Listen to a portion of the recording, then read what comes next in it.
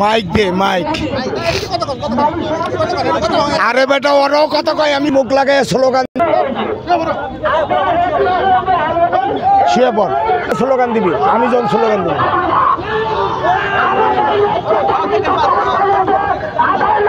ওই বেটা তার দে, তার তার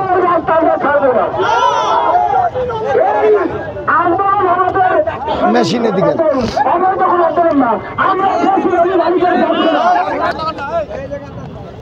সাউন্ড প্লেসড, সাইলেন্ট প্লেসড। সকলের উপস্থিতির জন্য, গোয়েন্দা বিভাগের বন্ধুদের জন্য, সংবাদ কর্মবন্ধীদের জন্য একটি ঘোষণা, ঐতিহাসিক ঘোষণা।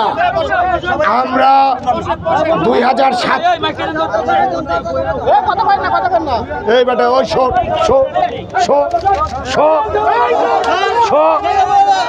শুয়ে শুয়ে শুনে বাংলাদেশের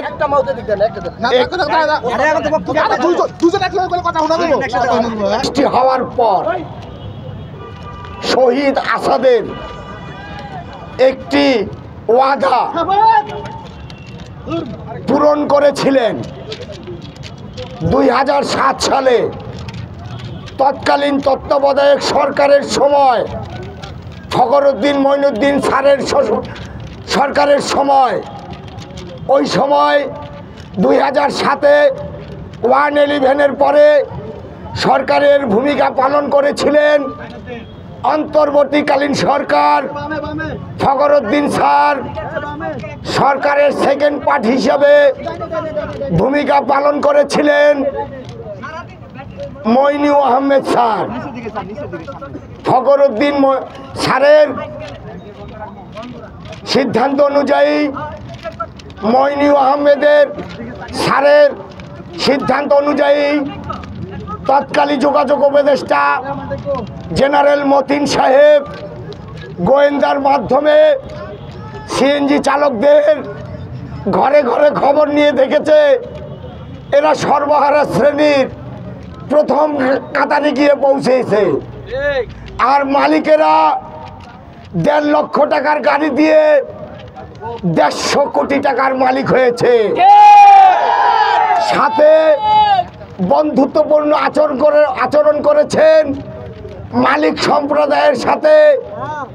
আমার সামনে যে বিআরটি ভবনটি রয়েছে, বাংলাদেশে রন্ধ্রে রন্ধ্রে দুর্নীতি, সবচাইতে 100% পূর্ণাঙ্গ দুর্নীতি হচ্ছে এই বিআরটি ভবন। তৎকালীন তত্ত্বাবধায়ক সরকারের সময় 5,000 চালককে একটি করে নিবন্ধন ব্লু বুক দেওয়ার কথা ছিল, এবং কোনো চালক যদি চেসিস কিনতে অসমর্থ হয়, সেই জন্য সরকার 5টি ব্যাংক নির্ধারণ করে দেন।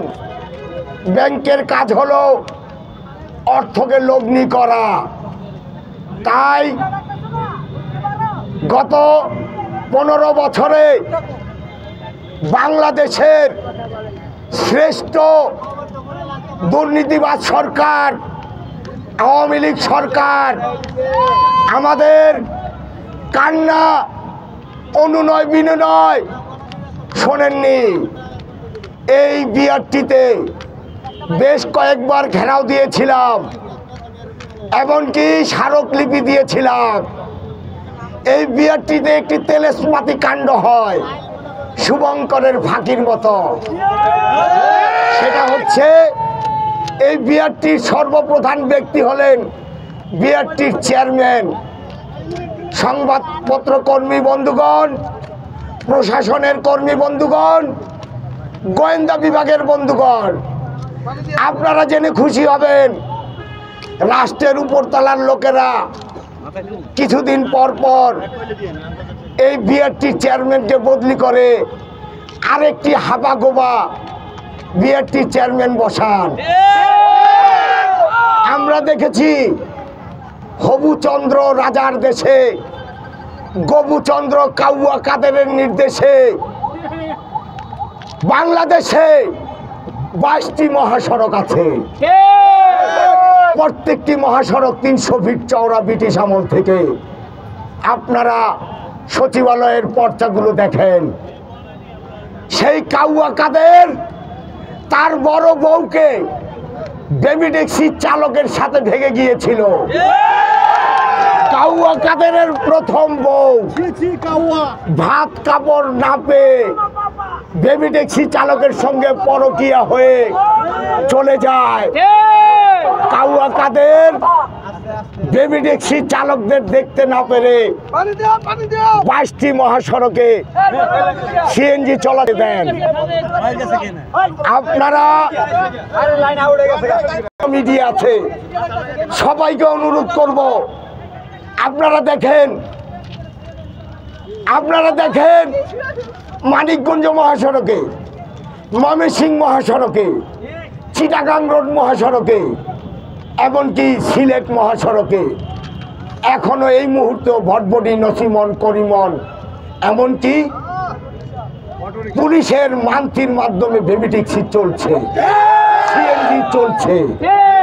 আর একটি মেট্রো গাড়ি আপনারা যদি কেউ ভাড়া করে আমাদেরকে সাইনবোর্ড নেন, ওই মূর্খ পুলিশেরা, অশিক্ষিত পুলিশেরা 10 থেকে 30 হাজার টাকার মামলা দেয়।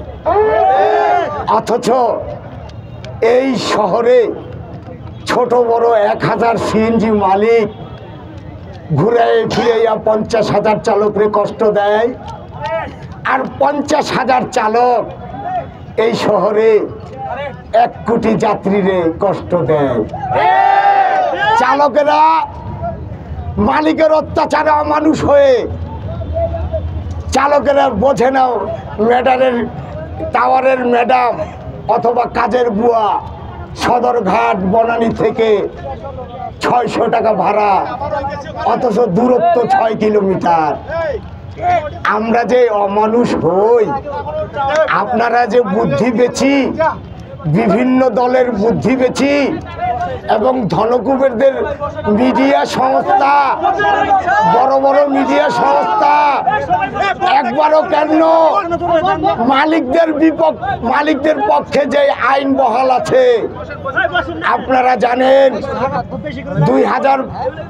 2002 থেকে 2015 পর্যন্ত 4 বার শুভঙ্করের ফাঁকির মতো আইন হয়েছে। সিএনজি শ্রমিকরা যদি 20 টাকা অনুনয় বিনয় কইরা যাত্রীর কাছ থেকে ভাড়া দাবি করে, যাত্রীরাও বাস্তবতার কারণে রাজি হয়, কিন্তু মূর্খ সার্জেন্ট টিআই এরা এই 20 টাকা চাওয়ার অপরাধে আমার অনেক চালক ভাইদেরকে জেল দিয়েছে। অথচ একই আইনে বলা আছে, মালিক যদি কোনো ব্যত্যয় ঘটায় মালিকেরও রোড পারমিট বাতিল করা হবে। আমি গণমাধ্যমের বন্ধুদের মাধ্যমে জানতে চাই, এই বিআরটিএর দুর্নীতিবাজরা কয়টা মেট্রো গাড়ির রোড পারমিট বাতিল করেছে? যদি একটাও মেট্রো গাড়ির রোড পারমিট বাতিল করে না থাকে, A to Z দারোয়ান থেকে শুরু করে চেয়ারম্যান পর্যন্ত সবাইকে মিয়ানমারে পাঠিয়ে দাও। কারণ মিয়ানমারের 10 লক্ষ নিরীহ মানুষকে আমাদের খাদ্যের অংশ থেকে খাদ্য দিচ্ছি, আর এই দেশের প্রায় 1000 ছোট বড় মেট্রো সিএনজি মালিকদেরকে মিয়ানমারে পাঠিয়ে দাও। মিয়ানমারের জান্তারা ওদেরকে কুকুরের মতো গুলি করে মেরে ফেলবে। এই দেশের আর্মি, পুলিশ, বিডিআর ধনিক শ্রেণীর হাতিয়ার, গরিব মানুষের কোনো কাজে লাগে না। গতকালকে ঢাকা মহানগর সিএনজি অটোরিকশা চালক ঐক্য পরিষদের সদস্য সচিব একটা ছোট্ট কর্মচারী ডিসির কাছে ফোন দিলেন 20 বার। গোয়েন্দা বন্ধুগণ, ওই ডিসির মোবাইলটা চেক করে দেখেন কতগুলি কল ঢুকছে। ওই সাহেবের বাচ্চা আমার সদস্য সচিবের ফোনটা রিসিভ করলেন না, সে তো বেয়াদব। আমরা 5,000 লিফলেট 1,000 পোস্টার করে দেশবাসীকে, আল জাজিরাকে, বিশ্ব সাংবাদিককে জানিয়ে দিলাম, ওই বোকা ডিসি বুঝতে পারে নাই। অথচ বোকা ডিসি এখন এখানে আসছে, কাছাকাছি আসলে কিন্তু পদদলিত করে এদেশের ক্ষুধার্ত সিএনজি ড্রাইভাররা তোমাকে মেরে ফেলবে। কারণ তুমি হচ্ছে বিসিএস ক্যাডার নামে একটা কলঙ্ক। তুমি বিসিএস সার্টিফিকেটটা জনপ্রশাসন অধিদপ্তর থেকে টাকার বিনিময়ে গ্রহণ করেছো।